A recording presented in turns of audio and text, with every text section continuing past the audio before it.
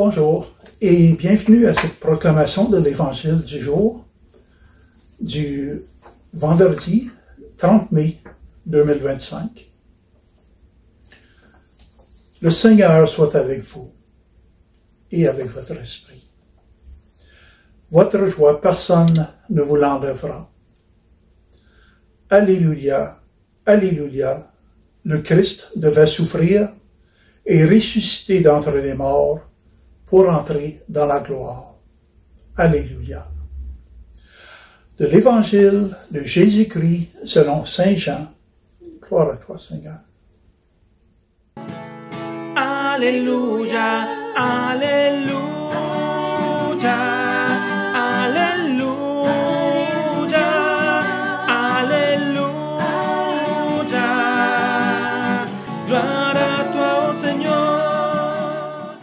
En ce temps-là, Jésus disait à ses disciples, « Amen, Amen, je vous le dis.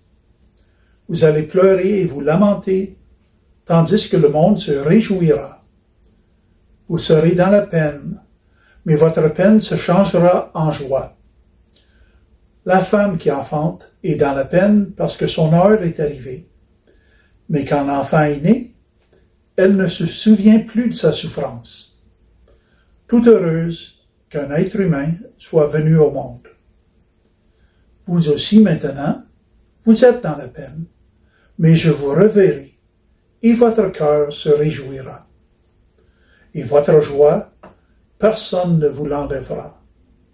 En ce jour-là, vous ne me poserez plus de questions. Acclamons cette parole de Dieu. Louange à toi, Seigneur Jésus.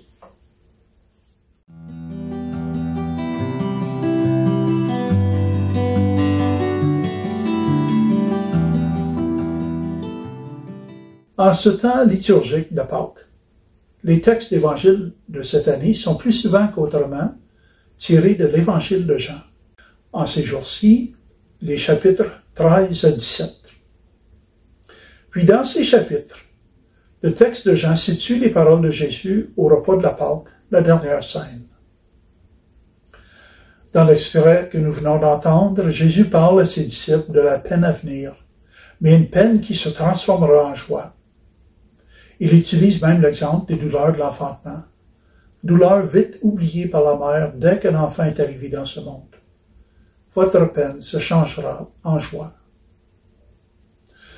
Nous pouvons aussi noter que ces paroles de Jésus précèdent son départ avec ses disciples pour le jardin de Gethsémani, le début de la Passion. Puis dans les premières paroles du chapitre 16, dont l'extrait d'aujourd'hui est tiré, Jésus dit à ses disciples, « L'heure vient où tous ceux qui vous tueront s'imagineront qu'ils rendent un culte à Dieu. » Puis dans notre texte d'aujourd'hui, il leur dit aussi, « Vous allez pleurer et vous lamenter, tandis que le monde se réjouira. » Ce ne sont pas la joie et les festivités qui sont annoncées aux apôtres, mais bien un passage, une période de tribulation, avant que survienne la glorification du Fils. Et ce même chapitre 16 se termine par les paroles de Jésus qui dit encore aux disciples, « Courage, moi je suis vainqueur du monde. » Oui, Jésus annonce qu'il y aura une période de peine, mais il promet aussi ceci, « Je vous reverrai et votre cœur se réjouira. » Ailleurs, dans les textes du Nouveau Testament, nous pouvons lire que suite à la crucifixion, les apôtres s'étaient réfugiés ensemble derrière une porte bien barrée, cachée, semble-t-il, inquiets de ce que les autorités romaines feraient aux disciples et aux associés du Nazaréen qu'ils venaient de crucifier. Est-ce qu'ils seraient les prochains? Donc, le texte de l'Évangile d'aujourd'hui se situe alors que Jésus annonce un temps de désarroi suivi d'un temps de réjouissance, une joie que personne ne vous enlèvera. La consolation, donnée à l'avance, annoncée par Jésus, dit « je vous reverrai et votre cœur se réjouira. C'est une merveille de notre foi, un constat que j'ai fait qui remonte au tout début d'une conversion, qui date déjà de près de 50 ans. C'est que la résurrection est au centre de notre foi et en Jésus nous avons notre salut. Ce qui est aussi au centre de notre foi, c'est de savoir que, à notre convenance, le Dieu de tout l'univers se rendra présent dans le silence de notre chambre, lorsque nous lui faisons appel dans la prière.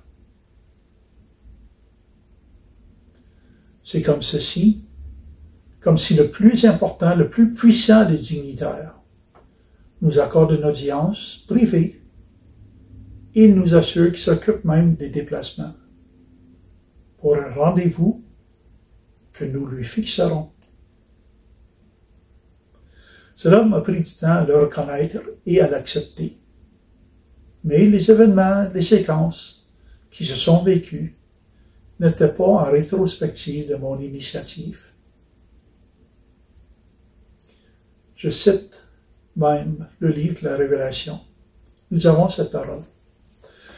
Voici que je me tiens à la porte et je frappe.